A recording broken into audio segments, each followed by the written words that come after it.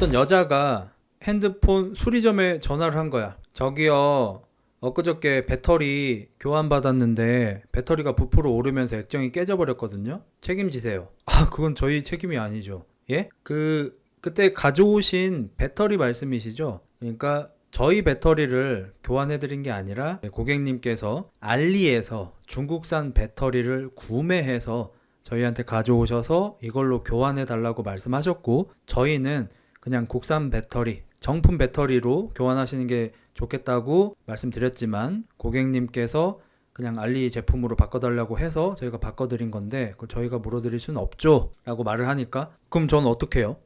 배터리를 구입한 구입처에다가 문의를 하셔야겠죠. 아니, 알리는 전부 다 중국 사람들이고 중국어인데 제가 그걸 어떻게 해요? 근데 뭐 저희가 해드릴 수도 없는 부분입니다. 그렇게 책임을 해외 판매자한테 책임을 전가하기보다는 그쪽에서 책임을 져야 하는 게 맞지 않을까요? 저희 책임은 아닌 것 같습니다. 어쩔 수 없죠. 그냥 경찰하고 소보원에 신고할게요. 솔직히 경계선일 수도 있다고 생각을 합니다. 저희 이제 오토바이를 타러 다니니까 오토바이 동호회에서 알리를 이용하시는 분들이 굉장히 많습니다. 그리고 알리 이용하시는 분들은 한결같이 다 똑같이 얘기합니다. 뭐 안 되면 어쩔 수 없고. 그러니까 내 오토바이에 어떤 부품이 필요한 거예요. 매우 중요한 부품은 아니겠죠. 알리를 찾다 보니까 정품의 5분의 1, 10분의 1 가격에 올라와 있는 거야. 이거 될까? 일단 사보자. 도착을 해서 껴봐. 들어가면 나이스, 안 들어가면 아이 까비, 버리는 거예요. 알리테무는 지금 그런 용도잖아요. 알리테무를 사면서 무슨 정품 제품을 사는 것처럼 제품에 대한 확신이 있는 게 아니라 워낙 가격이 싸기 때문에 내가 여기에서 제품을 3-4번 사는데 이 중에 한 번 정도 실패하는 거는 어쩔 수 없다라는 마음으로 사잖아요. 근데 저 사람은 핸드폰 배터리를 정품을 쓰지 않고 알리에서 배터리를 산 다음에, 보통 알리에서 배터리를 사는 사람들은 집에서 자기가 갑니다. 배터리 교환 키트를 팔죠. 그 나사 돌릴 수 있는 거랑 뭐 그런 걸 팔죠. 그래서 원래 알리에서 배터리를 사고 본인이 배터리를 갈죠. 그래서 제일 싸게 휴대폰을 수리하는 방법이죠. 그러다가 문제가 되면은 어쩔 수 없이 아이 씨발 이러고 핸드폰 새로 사야 되는 거고. 근데 저 사람은 그것조차도 못하니까 알리에서 배터리만 사서 주변에 수리점에다가 이것 좀 달아주세요. 수리점에서는 당연히 이거 정품 배터리가 아니고 딱 보니까 중국 알리산 같은데 이거 정품으로 다시는 게 좋습니다 라고 추천을 했지만, 저 여자는 그냥 해주세요. 그럼 저희가 이거 책임 못 드려요 말을 했겠죠. 그냥 해주세요. 그러고 나서 배터리가 부풀어서 액정이 터지고 나니까 책임지라는 거 아니에요. 그걸 이 사람들이 왜 책임져요? 그러니까 거진데 약간 능지 문제도 있는 그런 느낌이죠. 뭐 이런 선택의 순간이 굉장히 많습니다. 제가 몇 년 전에 이제 TV에 굉장히 관심이 많을 때, 지금은 뭐 국내에서 사나 해외에서 사나 비슷한데, 그때 삼성하고 LG가 미국 시장에 진출을 하면서 한국에서 뭐 500만 원에 팔던 제품을 미국에서는 뭐 200만 원에 팔고 이런 시기가 있었어요. 지금은 그 정도까지 차이가 안 납니다. 그래서 그때 미국 TV 해외 직구 열풍이 불었던 적이 있어. 한 5년에서 10년 정도 전에. 그래서 저도 이제 그런 걸 좀 기웃거렸었는데, 문제는 너무 당연하죠. 해외 직구로 TV를 샀는데 고장이 나면 당연히 AS를 받을 수 없습니다. 그러면 도박인 거죠. 내가 한국 제품을 500만 원 주고 살 것인가, 미국 직구 제품을 200만 원 주고 살 것인가. 그러면 되게 용자들은 어떠냐면, 그러면 미국 직구로 2번 살 수 있는 거네. 가차가 2번인 거네. TV가 솔직히 그렇게까지 고장 나나? 나 살면서 TV 한 번도 고장 안 나봄? 이러고 200만원짜리 직구를 사. 좀 있다가 고장이 났어. 에이 씨벌 이러면서 버려. 그리고 직구를 한 번 더 사. 그래도 100만원 이득이야. 야호! 이런 사람들이 있어. 이런 사람들이 그런 도박을 해야 돼요. 그런 사람들은 도박해도 돼. 멘탈이 되시잖아. 그러니까 주식을 할 때도 나 이거 없는 돈이다 치고 어디다가 3배 레버리지를 쳐넣어. 그래서 벌면은 와 씨발 개이득, 돈이 복사가 돼 이러고, 이러면은 에이 씨발 원래 없던 돈이었지. 이런 새끼들이 레버리지를 쳐야 되는 거예요. 근데 손을 달달달달달 떠면서 이거 오르는 거 맞지요? 모든 투자에 대한 책임은 본인에게 있습니다. 본인이 결정하세요. 이거 근데 지금 진짜 저점 같은데 사도 되지 않을까요? 저도 일단 담긴 했습니다.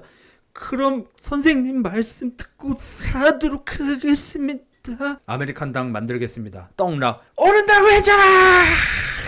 환불해줘. 빨리 하느라. 이런 새끼는 레버리지를 하면 안 돼. 안 된다니까. 알리테무도 마찬가지야. 정품 사는데 10만 원이야. 알리테무에서 15,000원에 올라와 있어. 이걸 사면서 살까 말까? 아이 몰라. 사. 와서 달았어. 꼈어. 안 껴져. 에이 씨발. 아이 개새끼들 이러고 그냥 말아야지. 알리테무 살 거면. 근데 알리테무를 사놓고 이게 왜 안 껴져요? 이게 왜 안 껴지는 건데? 알리테무니까 안 껴지. 씨발. 몰라서 물어. 씨발 알리테무니까 안 껴지지.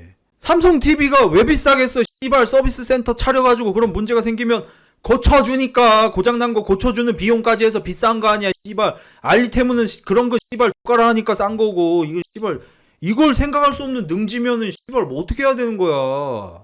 야수의 뇌와 토끼의 심장은 씨발 삼성은 그런 걸 해주니까 비싼 거 아니야. 저 삼성 TV 썰 알죠? 삼성에서 그 뭐냐 OLED 말고 용어도 다 까먹었어. 아무튼 씨발 좀 상급 기술 미니 LED를 샀어요. 모니터 겸 TV 뭐 그런 새끼를 뭐 모니터요. 대충 뭐 150만원 정도 쓰고 샀는데 이 새끼가 하드웨어는 뒤져. 그래서 플스 물려서 게임하면 뒤져. 뭐 영화 같은 거 봐도 볼만해. OLED보단 못한데 근접해. 좋다 쓰는데 소프트웨어가 개병신이야. 지금 삼성이 이제 요즘 삼성은 모르겠는데 한 2년 정도 전까지 삼성이 삼성전자 디스플레이가 개병신인 이유가 뭐냐면요. 이 씨발 새끼들이 어디서 본 것 많아. 애플을 너무 많이 봤어. 애플을 너무 많이 봐가지고 애플이 자기들만의 생태계를 만들어서 아이폰 사면 이거 뭐 맥 사야 되고 귀에 쳐넣는 거 사야 되고 이거 뭐냐 뭐 스마트 시계 사야 되고 이렇게 연동을 다 시켜놓으니까 이 새끼들이 하나 사기 시작하면 연쇄적으로 사는구나. 연쇄 구매마가 되는구나. 이거를 삼성이 배워가지고 어줍잖게 안드로이드에다가 이걸 다 해가지고 TV를 샀는데 씨발 리모컨에 버튼이 한 5개 달려있어. 내가 LG TV로 지금 바꿨어요. 왜? 버튼 숫자를 봐, 씨발. 버튼이 기본적으로 20-30개가 박혀있잖아. 이러고 이 새끼는 이거 흔들면은 마우스가 나와요. 포인터가 나와. LG가 편해. 그래서 넷플릭스 버튼 있지, 뭐 이거 쿠팡 플레이 버튼 있지, 이러니까 편해서 쓴다고. 씨발 삼성 새끼들은 애플한테 뭘 쓰잘데기 없는 감성을 쳐배워와가지고 미니멀 환지. 야 씨발려나 미니멀을 네가 왜 하냐고. 누가 미니멀을 원하냐고. 리모컨에 씨발 넷플릭스 버튼 넣으라고. 왓챠 버튼, 쿠팡 플레이 버튼을 쳐 넣으라고. 유튜브 버튼을 쳐 넣으라고. 누르면 나오게. 씨발 뭔 미니멀라이즘이라고 해가지고 홈 버튼밖에 없어. 홈 버튼 누르면 씨발 안드로이드의 그 뭐냐 삼성의 생태계로 들어가서 갑자기 삼성 피트니스를 경험해 보시기. 아이 씨발려나 나 트레이너야. 삼성 피트니스 뭐 경험해 보겠냐면서 무슨 여자 나와서 요가를 처하고 있는 거를 씨발 그 화면을 반드시 봐야 돼. 내가 홈 버튼을 누를 때마다 안 본다고 씨발. 근데 유튜브를 쳐보다가 나 저기 넷플릭스 봐야지 하면은 홈 버튼을 눌러야 돼. 그러면 씨발 또 요가년이 나와가지고 삼성 피트니스를 체험해 보시겠어요? 고객님의 선호도에 알맞는 AI 광고. 안 봐 씨발 새끼야. 그 지랄을 계속 해야 돼. 내가 훌스를 하다가 OTT를 볼라 그래도 홈 버튼을 누르고 연병 개같은 광고를 쳐보고 버튼을 누르고 들어가고 이 지랄 연병 쇼를 계속 해야 돼요. 그냥 씨발 버튼에다가 누르면 쳐들어가게 만들어 놓으면 될 거 아니야. 그거 설정해서 없앨 텐데 요가를 없애면 딴 게 기어 나온다고. 요가를 없애면 요리 클래스가 기어 나오고 요리 클래스를 없애면 뜨개질 클래스가 나오고 씨발 당신한테 알맞는 AI 광고 씨발 당신이 좋아하는 겁니다. 그게 계속 쳐나온다고. 뭘 지우던지 어차피 리모컨에다가 버튼 이식 수술을 하지 않는 이상 그 씨발을 계속 해야 된다고. 무조건 홈에 들어가야 된다고. 홈에. 내가 홈에 씨발 왜 들어가야 되냐고. 그 잘 연병을 해. 근데 소프트웨어는 또 개병신이야. 소프트웨어를 그럼 다 좋은 걸 쳐 넣던지. 자 여러분 보세요. 애플 거를 저는 많이 쓰진 않지만 애플의 그 소프트웨어가 뭐 에어맥을 사든 저기 뭐냐 아이폰을 사든 애플 아이패드를 사든 다 비슷한 소프트웨어를 쳐 넣잖아요. 근데 삼성은 급을 또 나눠요. 거기다가 비싼 TV를 사잖아요. 그러면 엊그저께 나온 최신 소프트웨어가 들어있어. 중간급을 사잖아. 한 버전 아랫게 들어있어. 싼 걸 사잖아. 그러면 또 한 단계 낮은 소프트웨어가 들어있는데 이 소프트웨어가 중간급 아랫급은 개같이 느려요. 최적화가 개 X밥이야. 그래서 느리다니까. 딴 게 문제가 아니고 느려. 근데 버그까지 있어. 그래서 제가 그때 삼성 TV 샀을 때 버그가 뭐였냐면 저는 그걸 플스 머신, OTT 머신 두 개로 썼어요. 저 어차피 공중파 TV 아예 안 봐요. 그걸로 OTT 봤다가 플스 했다가 그 두 개만 했어요. 내 잠자는 방에다가 설치를 해놨단 말이야. 근데 OTT 봤다가 플스 봤다가 왔다 갔다를 하면은 씨발 OTT를 키면 플스가 켜져. 그러면 다시 홈으로 가서 광고를 보다가 풀스 페이지로 버튼을 눌러서 풀스로 들어가서 풀스를 꺼. 그리고 다시 씨발 OTT로 기어 들어가야 돼. 이발 연병을 해야 돼. 그리고 풀스를 하다가 바로 OTT 단축 버튼 이용해가지고 OTT로 바로 들어가면 화면에 줄이 나와. 막 이렇게 볼 수가 없어. 홈에 들어갔다가 OTT를 보면 줄이 안 나와. 이 개발 연병을 한 일주일 하다가 도저히 못 참고 삼성을 불렀어요. 뭐 이러이러한 문제가 있다. 이러니까 뭐 고객님 뭐 몇 월 며칠에 뭐 찾아뵙겠습니다. 막 말이 친절해. 씨발 오기만 해. 쓸데없는 소리 하기만 해. 바로 씨발 사자우야. 바로 미니멀 씨발려나. 바로 사자우. 바로 갈길 준비가 돼 있어. 근데 내가 막 이렇게 씩씩대면서 욕을 여기 장전하고 이거 보이시죠 지금 이거? 줄 간 거 보이시죠 지금? 자 지금 저 OTT 킵니다. 넷플릭스 킵니다. 훌스 잘 봐. 봤지? 넷플릭스 켰는데 풀스 켜지는 거 봤지? 이러면 내 생각에 근데 고객님 이런 문제 같은 경우에는 저희가 풀스와의 호환까지 계산해서 할 수 없기 때문에 저희가 이거 교환은 좀 이러면 내가 바로 거기서 미니멀 씨발 막 지를 텐데 그 수리해주는 아저씨가 딱 보더니 정말 그렇네요 고객님. 저희 제품 때문에 스트레스가 많으셨죠? 정말 죄송합니다. 제가 제품의 이상을 확인했기 때문에 곧바로 제품 교환 혹은 환불을 진행해 드리도록 하겠습니다. 교환 받으시겠습니까? 환불 받으시겠습니까? 환불이요. 알겠습니다. 제가 최대한 빨리 처리할 수 있도록 방금 제가 좀 빠르게 진행 요청을 했고요. 아마 내일 바로 제품을 회수하고 금액 같은 경우에는 카드 취소이기 때문에 3일 정도 영업일이 소요될 수 있습니다. 하고 내일 바로 다음날 모니터 가져가고 그 다음날 돈이 환불이 됐어요. 이 맛에 삼성 쓰는 거야. 저 지금 집에 삼성 TV가 아직 하나 있어요. LG하고 삼성 혼용으로 쓰고 있어요. 이러니까 비싸도 삼성 LG를 쓰는 거야. 이런 서비스 때문에. 근데 뭐 중국 거 알리테무 쓰면서 뭘 이런 걸 바래. 바라면 안 되지. 그래서 그 뒤로도 삼성 LG를 써요. 저 핸드폰도 다 삼성 쓰잖아요. 이거 귀때기 꼽는 것도 갤럭시 그 버즈냐? 그거 쓰고. 뭔 말하다 이거 나왔냐 근데. 아니 폰은 어쩔 수가 없는 부분이고 아이폰도 있잖아. 나 아이폰 안 쓰잖아. 알리테무 때문에 나왔구나. 아무튼 그래요. 저는 이거 약간 능지 문제인 것 같기도 하고. 그러니까 사람들이 요즘에는 모든 걸 가지려고 하는 사람들이 좀 많은 것 같아요. 안 그래도 아까쯤에 저기 인스타그램 보는데 이도현 변호사 나오더라고. 돈변이 나와가지고 모기 잡는 법 알려준다고 하면서 팔을 주래. 그럼 모기가 팔을 물러온대. 물러오는 모기는 잡기가 쉽대. 대신 물릴 수 있대. 하지만 모기를 잡으려면 그 정도 희생은 각오를 하래.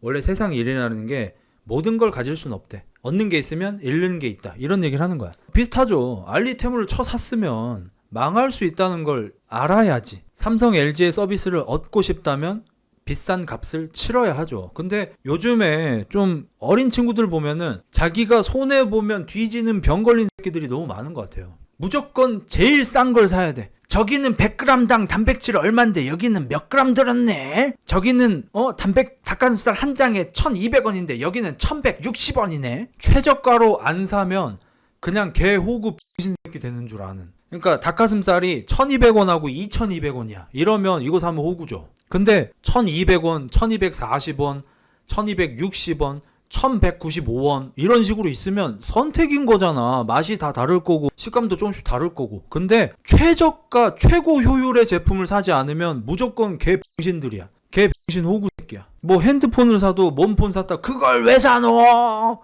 그래픽카드 뭐 샀다 그러면 엔비디아 배불려주나? 막 연병 X를 떨어요 씨발. 그런 새끼들은 내가 맥라렌 사는 거를 이해를 절대로 못하겠죠. 뒤질 때까지. 병형신이야 이런 소리를 입에 달고 살잖아. 그런 데에 시간, 에너지, 스트레스 받느니 차라리 몇 % 돈 더 주는 게 나을 수 있어요. 그리고 이런 애들 특 본인이 소비자일 때 업체에다가 말도 안 되는 거 요구함. 안 해준다 하면 경찰에 신고할게요. 고소할게요. 본인이 어디 가서 알바하고 일해. 손님이 와가지고 조금만 뭐 무례하게 하거나 과도한 요구를 하잖아. 손놈 갑질. 녹음해가지고 유튜브 올릴까? 이게 꼴 받는 거야. 그러니까 남의 참견 듣고 훈수 드는 거 제일 싫어하는 세대잖아 지금 어린애들이. 근데 그 누구보다 훈수를 많이 둠. 역대 그 어떤 세대보다 훈수 더 많이 둠. 흑자 그건 네 생각이고. 아니 내 말이 맞아요 이건. 왜? 인터넷이 지금 나왔잖아. SNS가 지금 나왔잖아. 나 어릴 때는 10대 후반 20대 초반에 나보다 나이 많은 사람들한테 훈수를 둘 수 있는 통로 자체가 없어서 못하는 거야. 있었으면 했겠지 나도. 근데 지금 통로가 있잖아. 그러니까 지금 어린 세대가 역대 어린 세대 줄 통틀어서 가장 혼수 많이 두는 세대인 건 맞아. 그건 팩트야. 치킨 같은 것도 무슨 뭐 BH를 왜 먹냐, 교촌을 왜 먹냐, 거기가 씨발 매출 1등이다 이 새끼들아. 자기들의 생각이 정답인 줄 알고 자기들의 생각과 다르게 행동하는 사람들이 개호구 X인 줄 알잖아. 근데 BHC랑 BBQ랑 교촌이 매출 1, 2, 3등이다 씨발. 그거 먹으면 개X인인데 인터넷에서는. 인터넷으로 혼수 두는 거랑 실제로 두는 거랑 그래도 다르지 않아? 다르니까 더 문제죠. 저는 최근에 제가 오프라인에서 상당히 무례하거든요. 옛날보다. 옛날에 저는 저한테 피해를 주는 사람이 아니면 굉장히 예의 차려서 했어요. 좀 과도할 정도로. 근데 요즘에는 조금 내렸거든요. 제 예의의 정도를. 그 이유가 다른 게 없고요. 실제 내가 생각하는 것과 나의 행동의 괴리, 그리고 내가 일하는 곳과 나의 사생활에서의 나의 언행의 괴리, 클수록 정신병이 많이 걸리는 것 같아요. 회사에서 꾹꾹 눌러 담는데 집에 와서 가족들한테 소리 지르는 정신병자가 될 확률이 너무 높아요. 저처럼 이렇게 일할 때는 막 소리 지르는데 사생활에서는 아닙니다 이렇게 살면은 정신병자가 될 확률이 높아져요. 괴리를 줄이는 게 맞아요. 그래서 인터넷에서 자기의 인격과 오프라인에서의 자기의 인격이 비슷할수록 정신병이 안 걸리는 것 같아요. 현대인들은. 저는 그래서 그 간극을 좀 줄이고 있어요. 그리고 최근에 유튜브 라이브 방송은 옛날보다 좀 덜 매콤해졌죠. 그리고 오프라인에서의 저는 조금 더 예의가 없어졌어요. 그래서 간극을 좀 좁혔어요. 그리고 그 뒤로 실제로 좀 멘탈이 좋아지고 있습니다. 가족한테 여포되는 건 어떻게 다스려야 하나요? 본인이 영상을 찍으시고 유튜브에 올려버리세요. 자기를. 근데 가족한테 여포되는 게 진짜 신짓입니다. 저는 이제 어렸을 때 아버지가 좀 그런 편이었기 때문에. 근데 우리 아빠는 뭐 밖에서도 좀 여포긴 했는데, 아무튼 집에서 너무 이렇게 가족들을 좀 폭력적으로 좀 그랬기 때문에 그런 모습을 싫어해서 저는 안 그러거든요. 그래서 제가 엊그저께 제 아내한테 불만이라고 아내한테 얘기를 했어요. 뭐 엄청 불만까지는 아닌데, 그게 뭐냐면 제 아내는 저를 대하는 태도보다 밖에 나가서 잘 모르는 사람들, 뭐 사회에서 만나는 사람들을 대하는 태도의 평균이 저에 대한 태도의 평균보다 더 예의 바라요. 저는 그게 싫어요. 왜냐면 저는 사회에서 만나는 제 아내가 아닌 사람들을 대하는 태도의 평균이 제 아내를 대하는 평균보다 더 예의가 낮습니다. 전 남한테 좀 더 함부로 하고요. 제 아내한테 조금 더 잘합니다. 전 그게 맞다고 생각해요. 가족한테 더 잘하고 밖에 나가서 다른 사람들한테 덜 잘하는 게 맞다고 생각해요. 제가 어렸을 때 아빠한테 그렇게 대우를 받아보니까 뭐 그렇게 느끼는 걸 수도 있겠지만, 제 아내는 저를 대할 때보다 모르는 사람들한테 훨씬 친절하거든요. 그게 마음에 안 든다고 얘기를 했어요. 그리고 저는 요즘에 모르는 사람한테 그렇게까지 예의를 갖출 필요가 없다는 생각에 좀 도달했습니다. 무례하다는 게 아닙니다. 예의를 갖춘다와 무례하다 무조건 둘 중에 하나만 있는 게 아니잖아. 그냥 적당한 수준에서 하면 될 것 같아요. 너무 과하게 하지 않고. 그러니까 예를 들어서 제가 어제 BMW 서비스 센터를 갔거든요. 거기 가서 3가지 서비스를 받고 싶었지만 시간이 없어서 하나만 받기로 했어요. 그래서 얼마나 걸리냐고 물어봤어요. 40분 걸린대. 내가 그때 여유 시간이 50분 있었어요. 그래서 기다리다가 48분쯤 지났을 때 40분 걸린다고 안내했던 그 사람한테 가서, 옛날이었으면 저 죄송한데 제가 지금 시간이 없어서 그런데 지금 만약에 그 서비스가 안 되는 거면 그냥 지금 가야 될 것 같습니다 라고 말했을 거예요. 작년까지의 저도 그랬을 거예요. 근데 올해는 안 그렇거든요. 올해는 그 직원한테 가서 40분 넘었어요, 저 바빠요, 가야 돼요 라고 말했습니다. 누군가 보기에는 좀 무례할 수 있죠. 근데 저는 이 정도까지는 무례까지는 아닌 것 같아요. 충분한 요구인 것 같아요. 말한 시간보다 더 지나고 있고 나는 이제 2분밖에 안 남았어요. 2분 뒤에 가야 돼요. 나는 바빠요 실제로. 그렇게 요구를 하니까 이제 그분이 좀 빠르게 좀 처리를 해줬어요. 물론 40분이 안 됐는데 그 지랄을 하면 진상이 맞죠. 아무튼 그래가지고 이제 다행히 딱 50분쯤 됐을 때 일 처리를 했는데, 옛날 같았으면 이제 이런 걸로 스트레스를 받고 그 스트레스를 제 주변 사람들한테 영향을 미치게 되는 거예요. 기분이 나쁘니까. 근데 이걸 이제 요즘엔 잘 안 참아요. 옛날 같았으면 참고 집에 오는 길에 운전하면서 막 기분이 안 좋아, 꿍해 있어. 그럼 괜히 옆에 있는 썬구만 눈치를 보겠죠. 내가 기분이 안 좋으니까. 근데 저는 그날 제가 하고 싶은 말을 했고 원하는 걸 얻었고, 그래서 집에 운전하면서 오면서 되게 기분이 좋은 상태죠. 근데 썬구는 뭐라고 하긴 했어요. 오빠 그냥 좀 더 친절하게 말하면 되지 왜 그렇게 좀 직설적으로 하냐고. 오빠 같은 사람이 그렇게 말하면 조금 무서울 수 있다 이러길래 방금 했던 얘기를 설명해 줬어요. 내가 거기서 옛날처럼 계속 참고 이렇게 상대방의 그 주도권으로 계속 내가 끌려가면 스트레스를 받고 지금 운전할 때 짜증이 나 있을 거고, 그러면 너한테 안 좋다. 나는 그 서비스 직원보다 네가 더 중요하다. 네 기분을 안 상하게 하는 게 더 중요하고 내가 무조건 참기만 해서 네 기분을 안 상하게 하는 건 내 인성상 불가능하다. 그래서 조절이 필요하다. 시소처럼. 어딘가가 내려가고 어딘가는 올라가야 하는 거다. 이거는 내가 인성이 되게 좋은 사람이어서 성격이 되게 좋은 사람이어서 다 참고 사는 게 불가능하다. 난 그럼 폭발할 거다. 그래서 이 시소 조절을 하고 있는 중이고 다른 사람들한테 너무 무례하지는 않으면서 너한테 나의 안 좋은 영향이 가지 않는 그 지점을 현재 찾고 있다. 그리고 오늘 정도면 나는 양호한 것 같다. 익숙해져라. 라고 얘기했어요. 여러분도 좀 본인을 자꾸 좀 들여다보셨으면 좋겠어요. 제가 그걸 잘한다고 여러분한테 자랑하는 게 아니고 최근에 저는 그런 시간을 많이 갖고 있어요. 오토바이를 탈 때 전 노래 같은 거 안 들어요. 운전할 때도 노래 잘 안 듣습니다. 그냥 그런 생각을 많이 해요. 헬스장에서 운동할 때도 생각을 많이 하고 메모하고 이런 시간을 가지고 있고 카페에 가서 음료수를 마실 때도 그런 사고를 많이 하거든요, 보통. 그러다 보니까 내가 어떤 사람인지 알게 되고 더 행복하게 살려면 어떻게 해야 되는지 약간 그림이 그려지는 것 같아요. 그전에는 그런 게 없잖아요.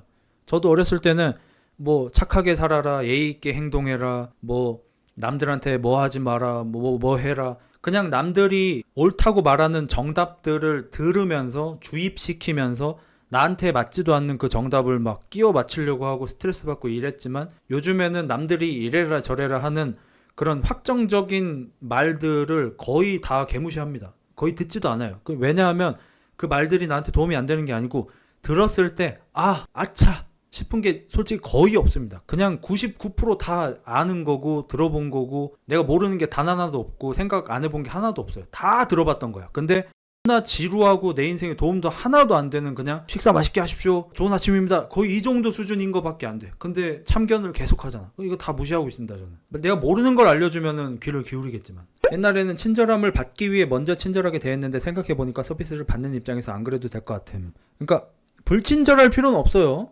전 불친절하지 않습니다. 오늘도 은행도 갔다 왔고 행정복지센터냐 뭐냐 그거. 동사무소도 갔다 오고 했는데 거기에서 직원분들하고 아니면 뭐 공무원분하고 대화를 나눴고 어떤 서비스를 받았는데 무례하게 한 적 없습니다. 하지만 옛날보다 훨씬 빠르게 일 처리를 받아요. 옛날이었으면 죄송한데 제가 뭐 이거 해가지고 어쩌고저쩌고 너무 인프피스럽게 일을 처리했는데 요즘에는 그냥 가서 이거 필요합니다. 어쩌고저쩌고 근데 이거 해야 됩니다. 처리됐습니다. 감사합니다.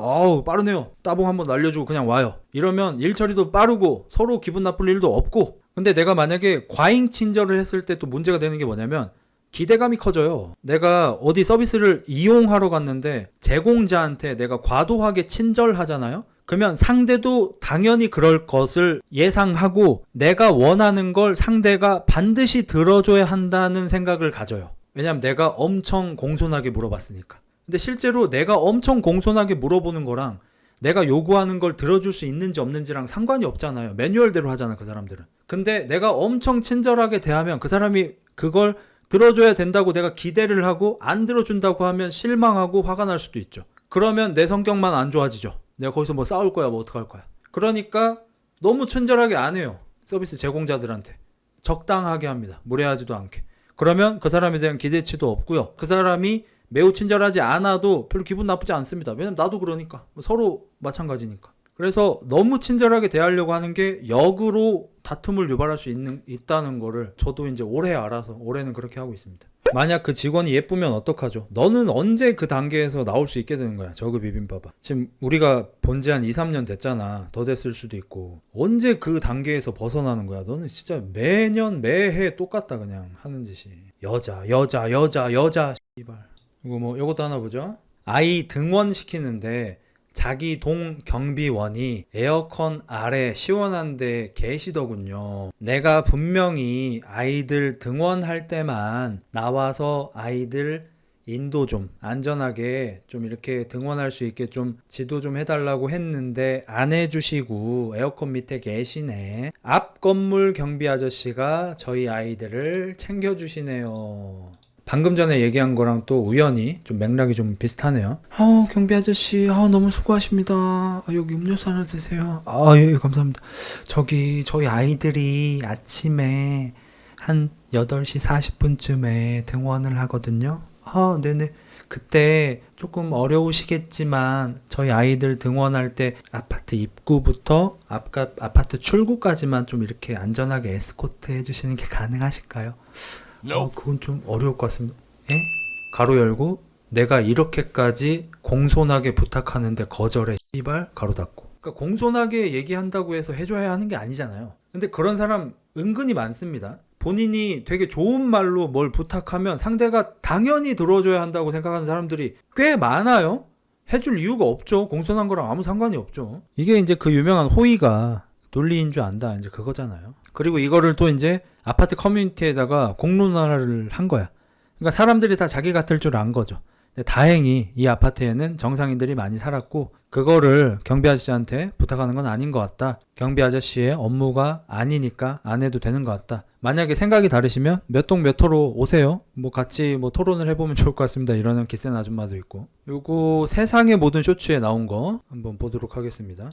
어떤 엄마가 고민을 보낸 거야. 딸하고 아들이 있는데 딸이 더 큰 애야. 그래서 뭐 엄마 아빠 없을 때 집에서 남동생 밥 좀 차려줘 이렇게 딸아이한테 부탁을 하면 딸이 엄마 이거 남녀 차별이야 뭐 이러면서 뭐라고 한대. 여기서 이제 그 요즘 선글라스 끼고 나오시는 이분 이름 뭐지? 맨날 까만. 정영진 씨. 정영진 씨가 아니 남자나 여자의 역할이 있지 않습니까? 라고 하니까 옆에서 자꾸 막 조롱을 해요. 언제까지 남녀 역할이 있어요? 막 이러면서. 아니 누군가를 보호하는 역할은 남자보다 여자가 더 잘하니까. 아니 왜 그래요? 아니 뭐 일단 뭐 젖을 먹이는 것조차도 아이가 태어나서 젖을 먹이는 것도 엄마가 훨씬 잘하지 않습니까? 젖만 먹이면 되나요? 뭐 이러면서 중간에 계속 척 끼어들어. 박미선 씨도 그렇고. 박미선 아줌마는 아니 본인이 불행한 결혼 생활을 한 거는 뭐 본인의 뭐 개인의 개인사인데 자꾸 이거를 일반적인 사회 문제에다가 자꾸 투영을 시키셔가지고 요즘에 빼미 진영에서 굉장히 대활약을 하고 계시더라고. 아무튼 그래서 이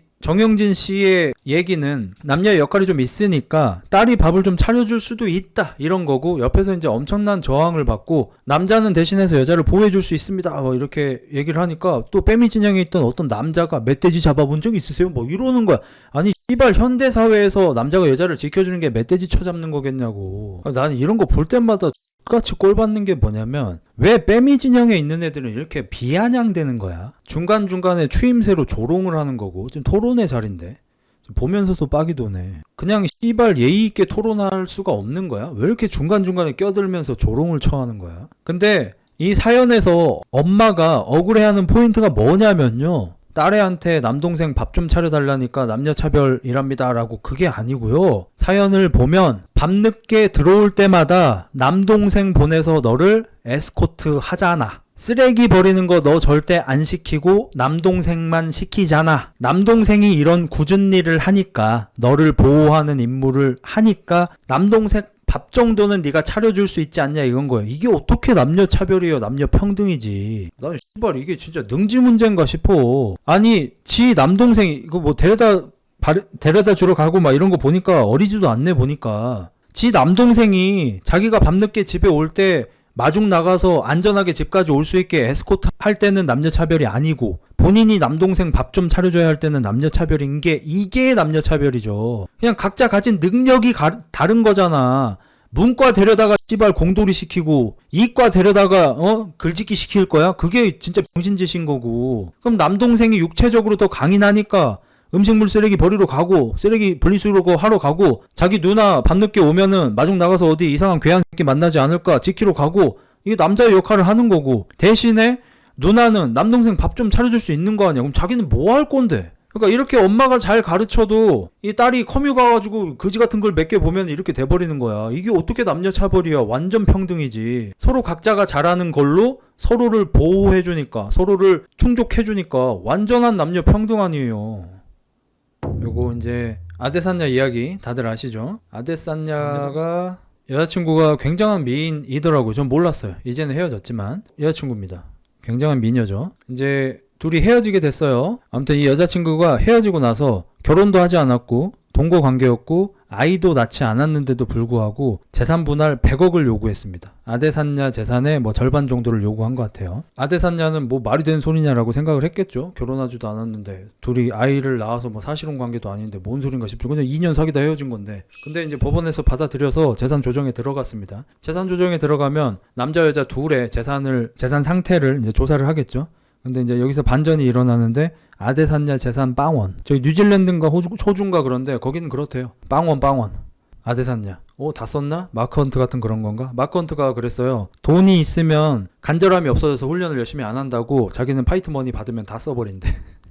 이게 마크 헌트 훈련법인데 아데산냐도 그랬나 했는데 알고 봤더니 그 나라가 동거를 하는 남녀들조차도 결혼한 부부들처럼 동등한 어떤 혜택을 받을 수도 있고 헤어질 때 이렇게 재산 분할을 해야 하는 등 사실상 동거만 해도 우리나라에서 결혼하는 거랑 비슷한 효과를 지니는데 우리나라는 상속세가 뒤지게 높은, 전 세계에서 상속세가 가장 높은 나라인데 아데산냐의 나라는 다행히 상속세가 0원이래요. 0%. 어찌 보면 이게 더 당연하지 않을까요? 부모님이 낼 세금 다 내고 본인이 아껴서 돈을 저금해서 자기 자식한테 증여를 하는데 우리나라처럼 증여세가 높으면 되겠습니까? 아마 제가 얼핏 기억하기로는 우리나라 이제 아주 부자 라인은 증여세가 60%죠. 그러니까 여러분이 되게 열심히 사셔서 10억을 모았어요. 여러분이 이제 나이가 좀 먹어서 자녀들이 성인이 돼서 10억을 물려주려고 하는데 세금을 6억을 내래. 이게 대한민국입니다, 현재. 이거 가지고 뭐라고 하면 왜 부자 편드냐? 바로 이제 포퓰리즘 발동하는 거고 63%랍니다. 이것 때문에 이제 이재용도 대출을 받는 거예요. 주식 처분하고. 이재용도 이제 증여세를 몇 조를 내야 되니까 대출 받고 주식 팔고 이러는 거예요. 말이 됩니까 이게? 우리나라 헌법상 이중과세가 안 되게 돼 있는데 이거 이중과세죠. 세금 다 내고 모은 돈인데 왜 또 뜯어가냐고. 아무튼 그래서 아데산냐는 자기 어머니에게 전 재산을 다 기증을 한 거예요. 모자간 증여에 세금이 없으니까. 그래서 오히려 여자친구가 아데산냐에게 5천만 원의 재산을 나눠줘야 한다고 합니다. 만약에 아데산냐가 재산을 자기가 갖고 있었어. 200억을. 여자친구가 100억 내놔라고 소송을 걸었어. 뜯겨. 뉴질랜드 자체가 거대한 이게 아니고 아데산냐가 재산이 빵원이 되자 1억을 갖고 있던 여자친구가 오히려 5천을 뜯겼죠. 답은 정해진 거예요, 여러분. 답은 국결이 아니고요. 그냥 무조건 너보다 돈 잘 버는 여자를 만나면 해결되는 겁니다. 여러분이 하는 문제들이. 여러분이 생각하고 있는 문제들이. 국결이 답이 아니고 국결을 해도 한국에서 살면 한국법을 따르실 거 아니에요, 씨발. 여러분이 일본 여자랑 결혼하든 러시아 여자랑 결혼하든 한국에서 살면 한국법으로 재산 분할을 하는데 씨발 어떻게 국결이 답이에요. 말 같지도 않은 소리를 쳐하고 있어요. 국결이 답이다 이런 새끼들은 진짜 이건 사회생활을 안 하는 새끼라고 봐야 돼요. 그러니까 이민이 답이다라고 말하면 그럴 수 있어요. 이민을 가면 되겠죠. 뉴질랜드 같은 데 가서 똑같이 아데사냐처럼 하면 되겠죠. 근데 국결이 답이다는 아닌 거야. 정답은 뭐라고요? 여러분보다 돈을 잘 버는 여자를 만나시면 대부분의 문제가 해결됩니다. 근데 그런 여자는 우리를 안 만나지. 저런 생각을 갖고 있으면 못 만나겠죠. 저는 여러분보다 잘난 게 있어가지고 저보다 돈 많은 여자를 만났습니까? 상대적인 거예요. 여기서 지금 돈 많은 여자 만나면 너보다 돈을 잘 버는 여자 만나면 된다고 라고 하니까 돈만 보고 만나기 어렵지. 누가 돈만 보고 만나라 그랬죠? 그런 여자는 우리를 안 만나주지. 누가 부자 여자 만나라 그랬나요? 그러니까 이건 여러분의 인생이 여러분의 뜻대로 안 흘러가는 이유랑 일맥상통하는 건데요. 여러분은 하기 싫은 일을 할 때 핑계를 대요. 저도 마찬가지고. 그냥 하기 싫으니까 하고 싶지 않은 핑계를 대는 것 뿐인 거예요. 부자 여자는 우리를 안 만나주거든요.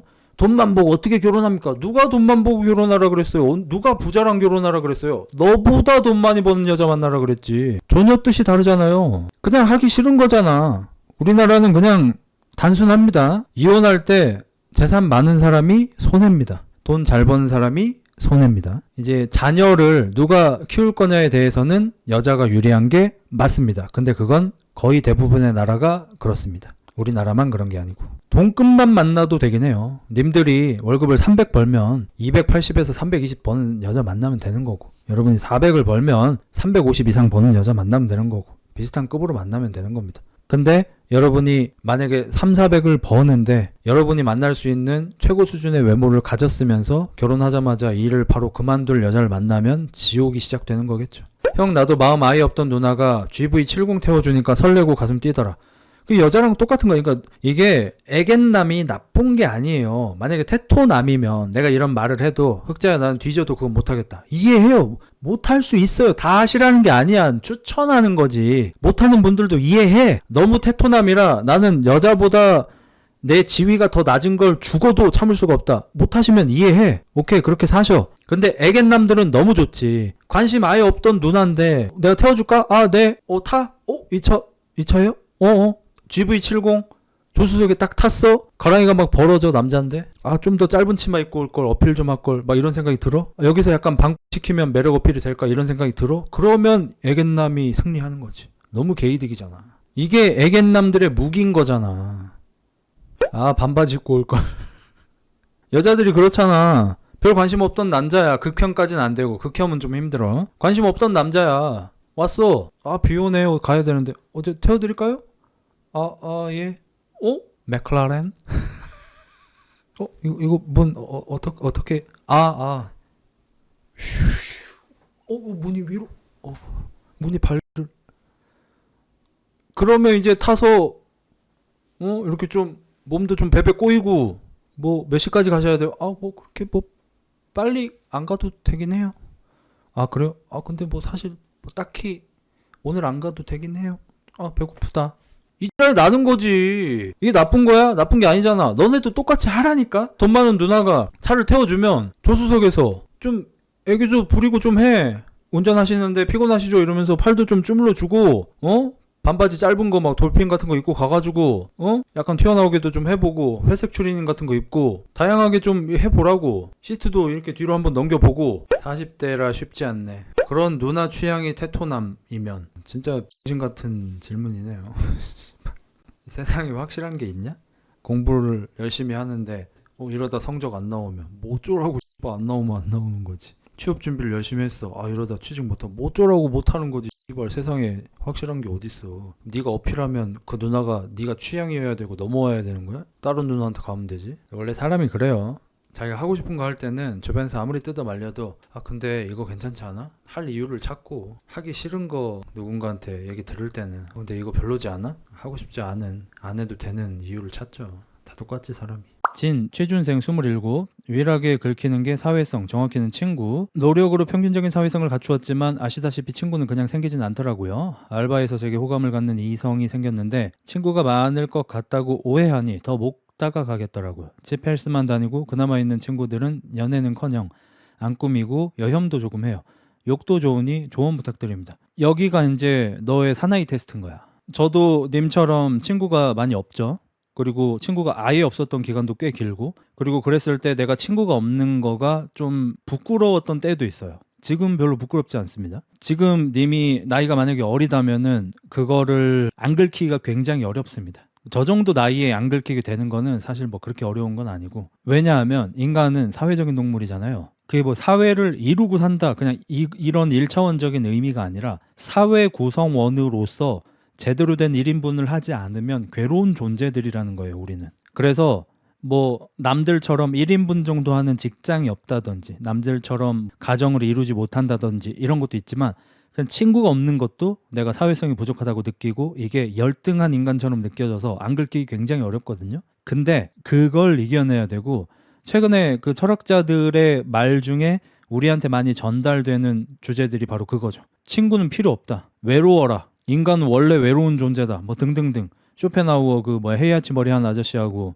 그 니체 수염 존나게 난 아저씨하고 막 푸사해가지고 요즘에 엄청 올라오잖아요. 철학 채널 같은데, 아니면 잠자기 전에 2시간 보세요 뭐 이런 채널에. 그런 게 왜 많이 올라올까요? 그 말이 필요한 사람들이 많아서겠죠. 님도 그런 말이 필요한 사람 중에 하나고. 그러면 인간은 친구가 필요 없는 존재일까요? 주변 사람이 필요 없는 존재일까요? 그럴 리가 없죠. 사회적인 동물인데 어떻게 주변에 사람이 필요 없을 수 있겠어요? 사람이 필요하겠죠. 근데 없어도 되는 사람이 되면 좋다라는 거죠. 그럼 님은 이제 지금 첫 번째 사나이 테스트가 들어온 게 뭐냐면, 지금 알바하는 곳에서 님한테 호감이 있어 하는 여자가 있다는 거잖아요. 그 여자는 당신을 친구가 많을 것 것으로 예상하고 있다는 거잖아요. 그리고 님은 그 여자한테 실망을 시킬까봐 다가가지 못하겠다는 거잖아요. 이게 당신은 사실 사회성이 낮은 게 아니에요. 왜냐면 진짜 사회성이 낮거나 소시오패스 같은 사람들은 알바노 오히려 잘 됐어. 내가 거짓말하지 않아도 이미 속은 상태네. 오히려 좋아 이러면서 그냥 마구 들이대요. 그리고 본인이 원하는 걸 쟁취하고 그 사람이 넌 날 속였어. 이 거짓말쟁이로 뭐 어쩌라고. 내가 속였어? 네가 속았잖아. 씨발나. 이렇게 나오는 게 진짜 사회성이 고장난 정신병자들. 소시오패스들이죠 보통. 님은 그 사람이 아닌 거야. 왜냐면 부끄러운 건 거야. 친구 없다는 게. 그리고 그 여자한테 실망시켜주고 싶지 않다는 마음을 가진 사람이니까 되게 정상인이에요. 오히려 좀 소심한 사람이죠. 그래서 내가 사나이 테스트라고 한 거야. 그 소심함과 싸울 시기예요. 지금이 그걸 이겨낼 시기야. 그 여자분하고 님이 원하는 대로 가까워지시고요. 여자분이 친구 많을 것 같다 막 이렇게 막 얘기하면은 나 사실 친구 한 명도 없다. 오히려 그걸로 개그를 칠 수 있어야 돼요. 한쪽 무릎을 꿇고 내 첫 번째 친구가 되어줄래? Will you friend me? 뭐 이런 식으로 오히려 그걸로 개그를 칠 수 있어야 돼. 그러면 너는 사나이 테스트 통과한 거야. 근데 여기서 만약에 진짜 친구 많은 척하고 막 친구랑 약속 잡혔다고 거짓말하고 친구가 없는 게 들킬까봐 다가가지 못하고 이러면 사나이 테스트 탈락. 계집년 테스트 합격이 되는 거야. 뭔 말인지 알겠지? 그러니까 계집년 테스트 통과하지 말고 사나이 테스트 통과하시기 바랍니다. 오해 없으시기 바랍니다. 저는 여자한테 계집년이라고 하지 않습니다. 오해 없으시길. 여성분한테 계집년이라고 욕한 적이 없습니다. 저는 남자한테만 그렇게 합니다. 전 현실에서도 시발년이라는 욕을 좀 많이 하는 편인데 여자한테 하지 않습니다. 남자한테 합니다. 여자가 남자보다 열등한 존재라서 욕으로 사용하는 게 아니고요. 남자답지 못하다는 뜻에서 하는 욕이니까 여자분들이 긁힐 필요가 없습니다. 그래서 저는 여잔데 여자답지 못한 여자를 보면 X발놈이라고 욕합니다. 차별적인 게 아니니까 오해 없으시길. TW 객관적으로 멀쩡하고 적극적인 남성인 남자가 연애를 못하는 이유가 뭘까요? 야발. 멀쩡하고 적극적인 남자. 본인이 만약에 적극적이면 환경 문제죠. 그러니까 멀쩡 플러스 적극인데 연애 못하면 환경 문제. 환경 문제입니다. 이거는.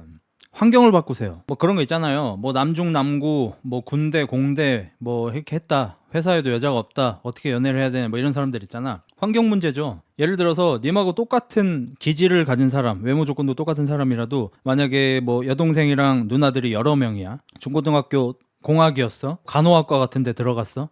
그럼 여자가 되게 편하고요. 연애도 잘해요. 본인이 싫어서 연애 안 하는 거 아닌 이상. 뭐 눈이 너무 높거나 그런 문제가 아닌 이상. 그냥 환경 문제예요. 환경을 바꾸세요. 요즘에 동호회 같은 데 가서 연애를 많이 하잖아. 그런 걸 안 좋게 보는 사람들도 많고. 근데 나는 그렇게 안 좋게 안 보거든요. 그러니까 여미새나 남미새가 문제지. 동호회 활동을 하러 가서 동호회 활동은 열심히 하지 않고 연애질만 하려고 하는 건 문제죠. 애초 본연의 취지는 지키려고 노력을 해야지. 운동하러 갔으면 씨발 운동을 하라고. 그러면서 연애도 할 수 있는 건데 그냥 처음부터 끝까지 풀한 채로 다니는 새끼들이자 그 새끼들은 문제라고 생각을 해요. 환경을 바꾸셔야 돼. 자꾸 동호회 참석도 하시고 모임 참석도 하시고 여기저기 새로운 데를 자꾸 다니셔야 돼. 방금 객관적으로 멀쩡하다는 질문한 사람인데 유튜브에 올라온 인삼 농사 짓는 사람입니다. 적극적으로 들이대고 진심을 다했는데 사람이 몇 명 있는데 계속 실패해서 질문 드렸습니다. 회생 방안 있을까요? 아 이게 문제였구나. 난 씨발 이 환경 문제인 줄 알았는데 너 환경 문제 아니야. 너는 환경 문제가 아니고 적극성 문제네. 왜 적극적으로 해? 자 내가 최대한 너가 이해하기 쉽게 해볼게. 너가 뭐 인삼 농사한다고? 어떤 사람이 갑자기 와가지고 너한테 와 인삼이 진짜 탐나네요. 탐스럽네요. 예 감사합니다. 아니 그냥 빈말이 아니고 이거 인삼이 이거 보통 인삼이 아닌데? 어떻게 이렇게 키우신 거지? 그냥 6년 열심히 키웠습니다. 기가 막히네. 내가 본 인삼 중에 최고야. 혹시 제가 한 3뿌리 가질 수 있을까요? 이러면 줘? 안 주지 않아? 근데 이렇게 하면 준다? 너랑 일단 친해져. 술주 한 잔 묵어. 평일 낮에 만나서 커피숍에서 커피 한 잔 마시면서 2시간 동안 이야기해도 전혀 어색하지 않을 정도로 친한 사이가 됐어. 그랬을 때 그 친구가 요즘 좀 피곤해 자도 너가 야 너 한 인삼 한 2뿌리 줄까? 됐어 괜찮아. 야씨 그 돈이 얼만데. 아니야 사 먹을 때 비싸지 나한테는 비싼 거 아니야. 내가 한 3뿌리 줄게. 내 집에 보내줄 테니까 먹어. 이게 될 수 있지? 요런 느낌인 거야. 왜 연애를 열심히 하냐고 씨발. 연애는 열심히 하는 게 아니야. 자연스럽게 하는 거지. 열심히 하는 거는 농사 뭐 잡초 제거, 노가다, 밭 깔기 이런 걸 열심히 하는 거고 연애는 열심히 하면 안 돼. 자연스럽게 하는 거야. 자연스럽게. 그래 그 장범준이 노래도 불렀잖아. 인삼 하나 달라고 꼬셔. 흑자랑 친해지고 싶다고 갑자기 찾아가거나 선물 줘도 되냐고 묻는 놈들도 마찬가지. 그렇죠. 저는 그런 걸 싫어하잖아요. 근데 제가 유난히 싫어하는 게 아니고요. 대부분의 사람이 이걸 싫어해요. 공짜 좋아하는 사람들도 있긴 하겠지만 갑자기 찾아오고 뭐 좋아합니다 막 이러면서, 그러니까 너는 날 좋아하겠지. 근데 난 네가 누군지를 몰라. 어떤 사람인지를 몰라. 근데 갑자기 찾아와서 팬입니다. 뭐 친해지고 싶습니다. 뭐 선물입니다. 뭐 이러면서 막 주면은 싫지 당연히. 그럼 이제 누군가는 이런 얘기를 하겠지. 나는 연예인하고 비교할 거리는 아니라고 생각하지만, 아니 뭐 아이돌들도 다 선물 받고 막 이렇게 하는데 회사로 보내잖아. 선물을 집으로 보내는 게 아니잖아. 그 회사 사람들이 받아서 검수를 하고 이상이 없다 싶은 거를 장원영한테 전달을 하는 거잖아. 직접 주는 게 아니잖아. 장원영 직접 찾아가서 나 좋아합니다 이러면서 주는 게 아니잖아. 커피캔 강남 5년 만난 여자가 바람피다가 저한테 걸려서 헤어졌는데 왜 바람폈나 모르니까 우울증 옮는 기분이라 다른 남자 만났다고 하더라고요. 그래서 1,600만 원 빌린 거 갚으라고 내용 증명 보내줬습니다. 다들 행복하세요. 아유 강남아 잘했다. 저는 이제 여자들의 저런 면을 좀 싫어요. 바람난 여자의 변명. 제가 운전을 어쨌든 저도 이제 10년 넘게 했고 뭐 최근에 오토바이도 타고 뭐 이러면서, 혹은 사람이 많이 이용하는 공공장소와 가까운 곳을 직장으로 또 10년 이상 있었던 사람이고 이러다 보니까 좀 사람들하고 트러블이 있었던 적이 있고 트러블을 겪는 다른 사람을 구경하는 적도 있잖아요. 그러면 정말 높은 확률로 남자는 잘못을 하면 기본적으로 그래 내가 잘못했는데 씨발 어쩌라고 이런 소시오패스적으로 나온다든지, 너도 잘못했잖아 새끼야로 나온다든지 이런 쪽이 좀 많거든요. 근데 여자는 기본적으로 네가 뭐뭐했기 때문에 내가 이런 잘못을 했다. 내가 잘못하긴 했는데 너도 뭐뭐하지 않았냐. 이런 식으로 자꾸 변명을 해요. 정치질 같은 변명을 해요. 이게 좀 싫어요. 여자들의 이런 면이. 막말로 진짜 커피캔 강남한테는 미안한 얘기지만, 야 어떻게 야 우리 5년이야. 5년 만난 남자친구를 두고 어떻게 바람을 펴. 바람 핀 이유가 뭐야? 좀 꼴려서 폈어. 미안. 나 이러면 사실 기분이 덜 나쁠 것 같아. 당장은 좀 야마가 돌겠지만 좀 차분해지고 나면은 차라리 솔직하게 얘기한 게 나을 것 같아. 잘생긴 새끼가 좀 껄떡대길래 그냥 뭐 꼴려서 한 폈다. 이게 차라리 덜 기분 나쁠 것 같은데, 막 그냥 네가 요즘에 너무 우울하니까 나까지 우울증이 옮기는 것 같아가지고 내 마음이 막 어떻게 될지 몰라서 그냥 어쩔 수 없이 그냥 좀 뭐 밝은 애랑 잠깐 만난 거야 막 이런 식으로 변명하면 진짜 너무 패 죽이고 싶을 것 같아. 아니 여러분 예를 들어보세요. 남자들이 보통 업소 바람을 많이 피잖아요. 뭐 딱히 뭐 오피 같은 데가 아니더라도 그 여자 나오는 술집 막 이런데, 만약에 그런데 남자친구나 남편이 바람을 피고 왔어. 딴 년이랑 막 부비부비 하면서 술 처먹고 왔어. 그랬을 때 남자가 차라리 아이씨 남자가 그런데 좀 갔다 올 수도 있지 이러면 차라리 덜 기분 나쁘지 않겠어요? 보통 이렇게 변명을 하겠죠. 아 미안하다 다시는 안 간다. 미안하다 어제는 내가 친구들끼리 가자서 어쩔 수 없이 갔다 막 이런 식으로. 이게 무난한 변명이죠. 근데 여자식으로 저도 변명을 해볼까요? 오빠 어떻게 구미식 노래방을 갈 수가 있어? 야 요즘에 네가 너무 우울하게 막 징징거리고 막 이래가지고 나까지 막 우울증이 걸릴 것 같은 거야. 그래서 우울증이 걸려서 막 눈물이 나고 막 내가 우울증 걸리면 막 회사도 그만두고 싶고, 회사 그만두면 넌 내가 어떻게 먹여 살리고 어떡할까 생각하다가 내가 신나야겠다. 어떻게 신날까? 노래방 가자.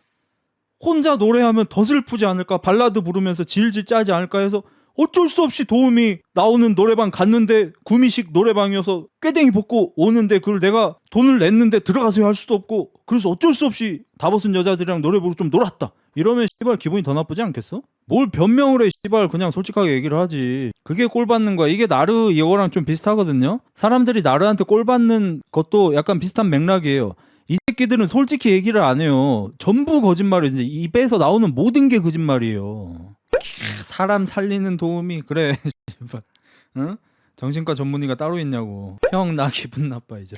아 저 돈은 그 친구 백내장 치료비였습니다. 사람 살려주니까 저런 거고, 우울증은 의사 선생님이 더 좋아하실 정도로 호전되었습니다. 다들 행복하세요. 강남아 그 돈 받아가지고 진짜 야무지게 써라. 행복해라. 좋은 데 써. 방금 헤어졌습니다. 같이 겪었던 추억이 생각나서 힘든데 시간이 약이겠죠. 당연하죠. 어쩔 수가 없습니다. 일단 우리 뇌는 사랑하는 사람과 이별을 하는 걸 그 사람이 죽은 것과 동등하게 받아들인다고 합니다. 그래서 존나 힘든 거예요. 진짜 죽은 게 맞아 사실. 요즘에 그 뭐 이 세상이 매트릭스라느니 뭐 어떤 프로그램 안을이라느니 뭐 이런 말 많잖아. 그런 의미에서 한번 생각을 해보잖아요. 님이 누군가를 존나게 사랑했어요. 연인이었어. 헤어졌잖아요? 그러면 진짜로 사실 죽은 거랑 헤어진 거랑 똑같아요. 다른 게 없어요. 그 뭐 위쳐라든지 GTA라든지 이런 게임 보면은 오픈월드잖아요. 근데 사실 저 멀리 내 눈에 안 보이는 곳은 아직 구현이 안 되어 있어요. 그래픽 카드가 만들어 놓지 않았어요. 내가 거기 가면 거기 생기는 거거든요. 내가 안 보고 있는 곳은 지금 그래픽 카드가 일을 안 하고 있어요. 그래야지 과부하가 안 걸리니까. 그 막말로 헤어져서 더 이상 못 보는 사이가 되면 사실 죽은 거랑 똑같잖아요. 뇌는 그렇게 받아들입니다. 그래서 존나 힘들거든요. 근데 또 뇌가 이 보호 기능이 있어요. 그게 뭐겠어요? 진짜 힘들어서 죽으면 안 되잖아. 그래서 계속해서 잊게, 망각하게, 혹은 같은 생각을 반복하면은 조금 더 옅어지게 고둔사를 만들어 주죠. 그게 이제 보통 3개월입니다, 여러분. 사랑의 유통기한이 보통 1년에서 1년 6개월이라고 하고, 사랑하는 사람을 잊는 기간이 3개월 이내입니다. 이거 유튜브 찾아보면 뇌 과학자 아저씨들이 올려놓은 거 널렸어요. 가서 찾아보세요. 재밌는 거 많아요. 쉽지 않죠? 노래도 있잖아요. 아직 너를 그리워해 하는 깊은 곳에. 그 노래 처음 들었을 때 충격받았다. 산책 나가기 싫을 때 그 노래를 한 번씩 들어요. 10년 전 헤어진 그녀를 아직 잊지 못하는데 이건 어째서 그런 걸까요? 둘 중에 하나인데요. 정말 인생의 사랑이었다. 또 하나는 이제 그 정도 여자를 만나지 못한다는 걸 알고 있고 실제로 10년간 그러했다.